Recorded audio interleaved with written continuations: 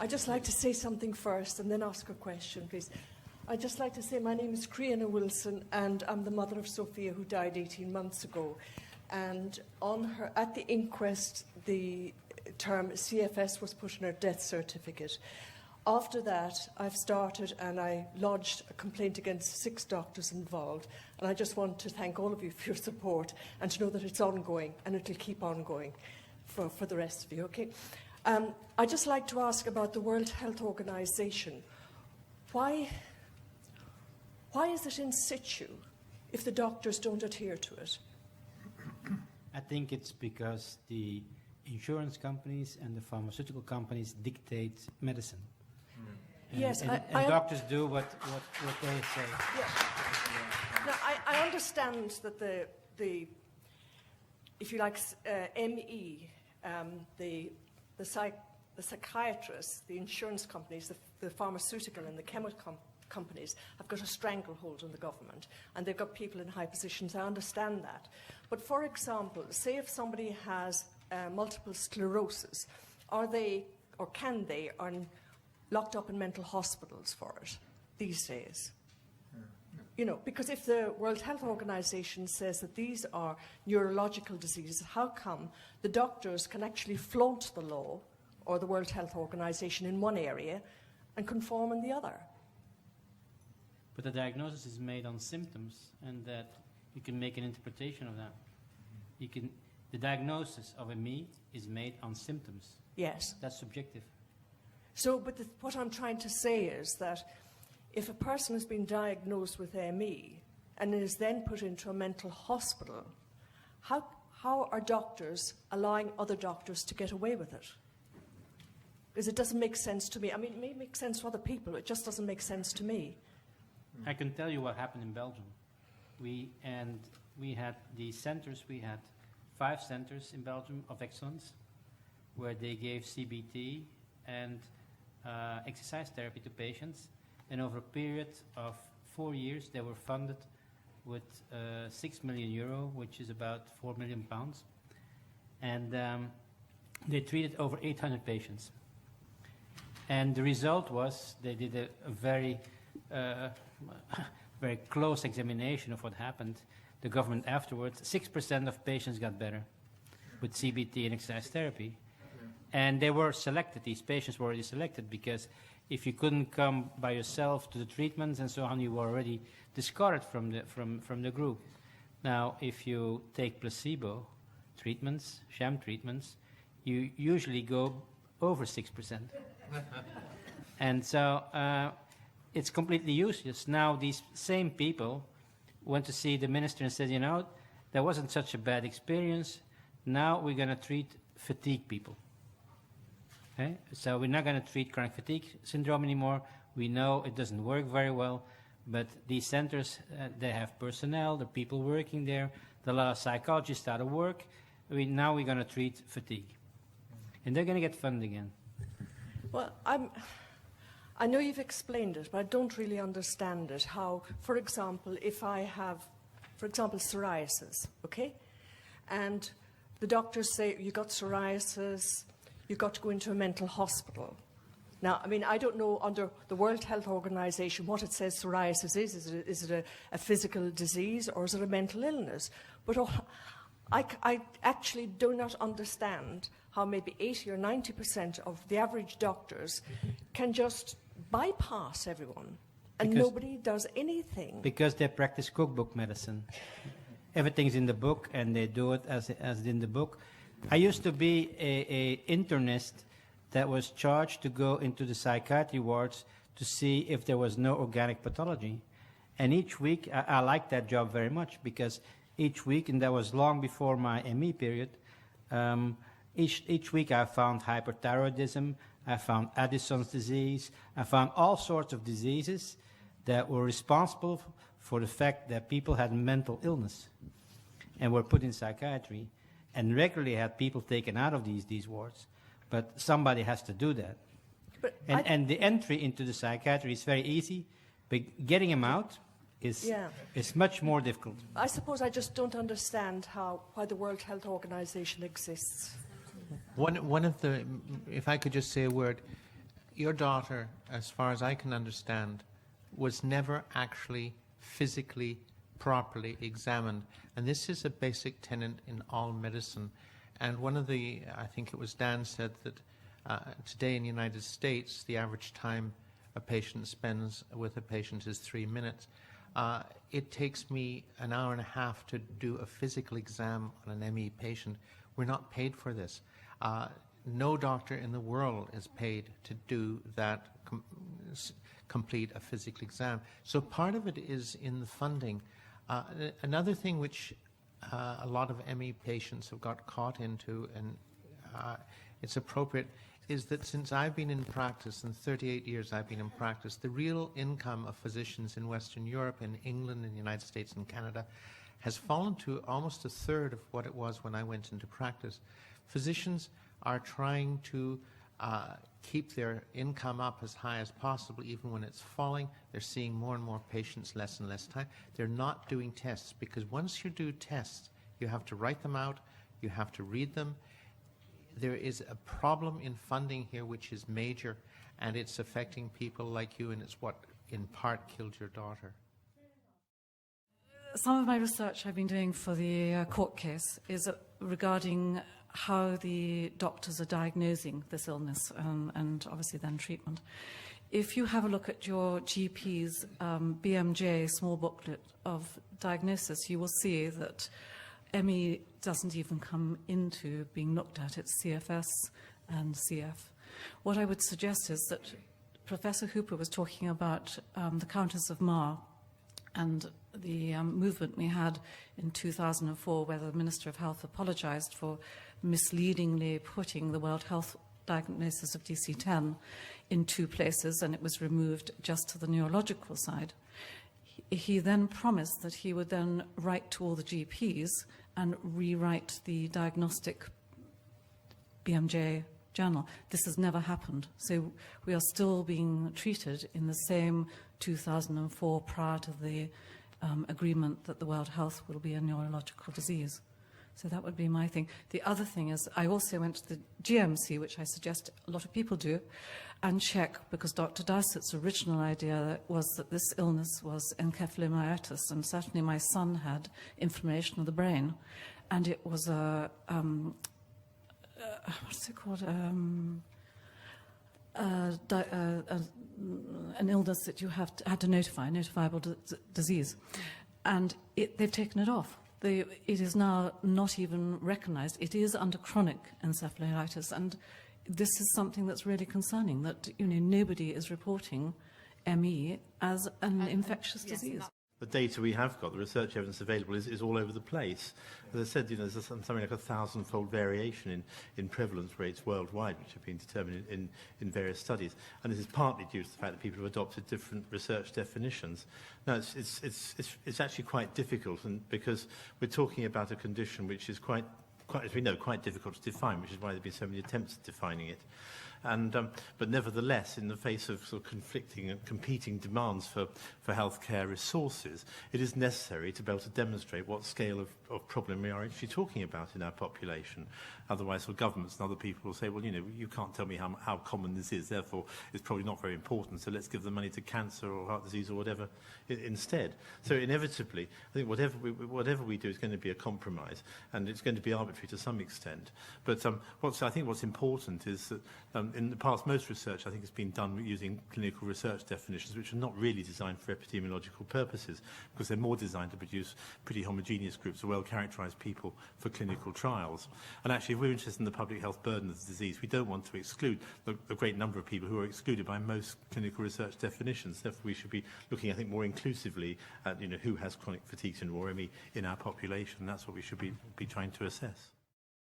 It's very important to identify subgroups, and the more we learn about the underlying pathology, the more it'll be apparent that there are subgroups within this condition.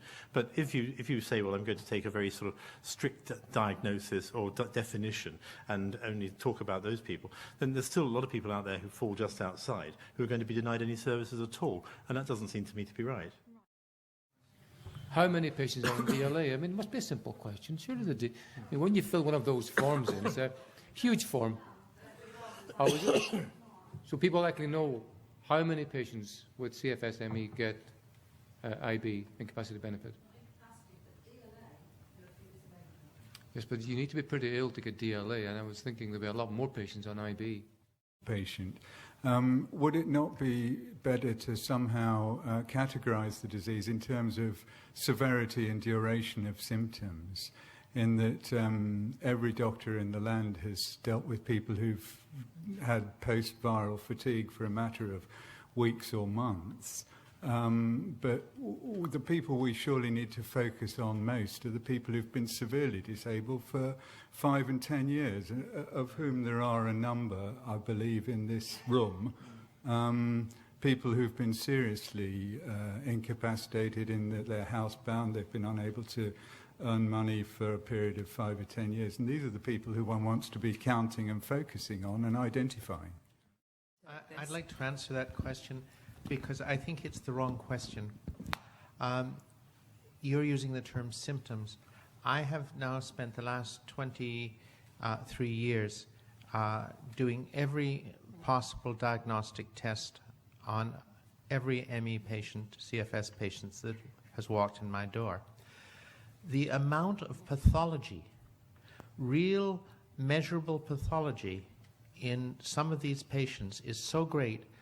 I find up to 20 things, pathophysiological phenomena, which are clearly measurable in this group of patients.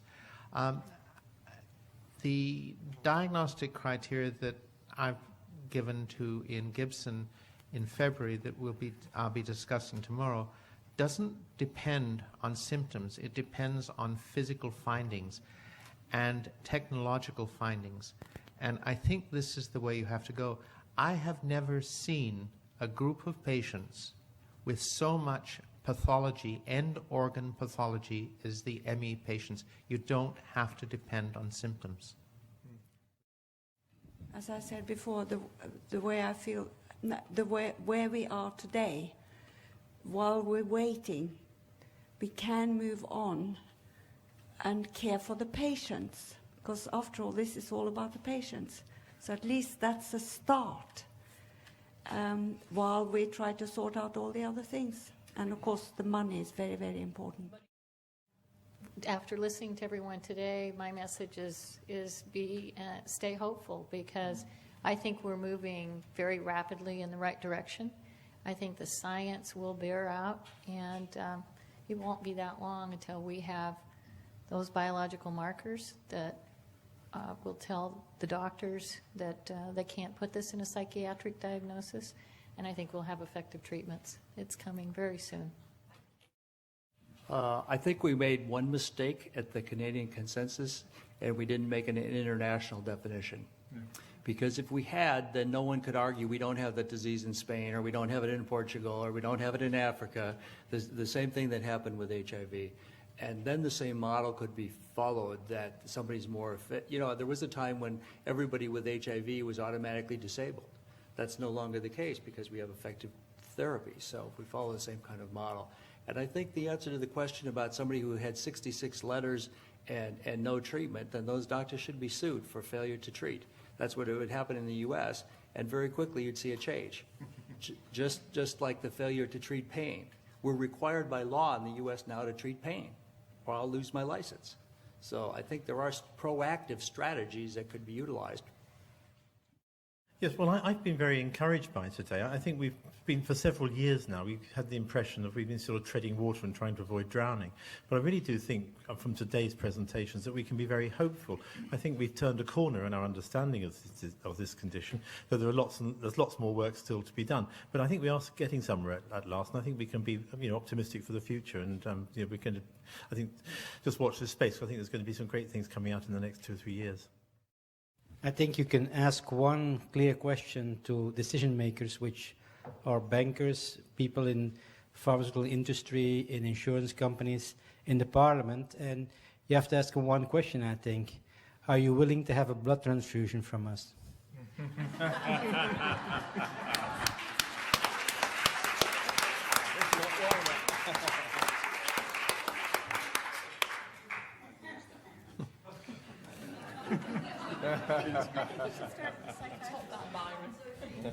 Actually, we have given a blood transfusion a few years ago from a ME patient in British Columbia, and the person who received it died. It may have been coincidental, but they died. I think there's a real problem that you have to look at the psychiatrists at. They have an integrated, self-supporting system. This does not occur in the United Kingdom amongst physicians. The United Kingdom has some of the best trained physicians in the entire world, whether they're general practitioners or internists or particular specialists.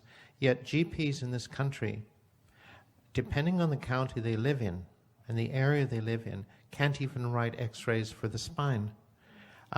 So the physicians who could be of help in this country are literally disenfranchised.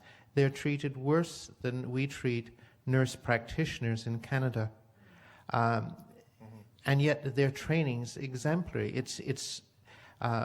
We love to steal physicians from United Kingdom into Canada and United States because they are well-trained physicians. And I think what we have to look at is one of the reasons of the failure of ME, it's like a bunch of snipers. They may be a very good sharpshooter and get to the point, but they're independent. We need a general with an army, and that's what the psychiatrists have. I'm on the steering group for the Sussex ME service, and a very well-known consultant physician who had seen patients for many years and probably one of the most able and well-liked doctors in this country was turned down by the Sussex service. They didn't want consultant physicians, and it was made clear to him if he deviated from the psychiatric paradigm by one iota, he wasn't wanted. So the psychiatric cabal is there, ousting our knowledgeable physicians. How are we going to get anywhere when we won't allow those doctors to get near this vast range of patients that need treatment in Sussex? I'm very encouraged by what's happened today. And like Derek, I want to say to everybody, keep taking the tablets and we'll get there in the end. Particularly to our doctors, because these guys are putting their head over the parapet and getting shot at, and they put their lives on the line, literally, and their livelihoods on the line. So I want to keep Jonathan and Byron and Kenny and Dan alive for as long as possible, because they're great guys to lead us on. But I think the responsibility on the ME patients and their carers is to get our act together. And I don't think we have. There's far too much arguing amongst different ME groups. There's far too much suspicion between ME groups. And I think someone's got to start burying hatchets and saying, look, we need to pull together, and get our shared goals identified and characterised, and then that will make a huge difference if we can speak with one voice, both to the politicians and to the clinicians. So I would like to see a much louder chorus, at least singing in tune and also in harmony. Thank you.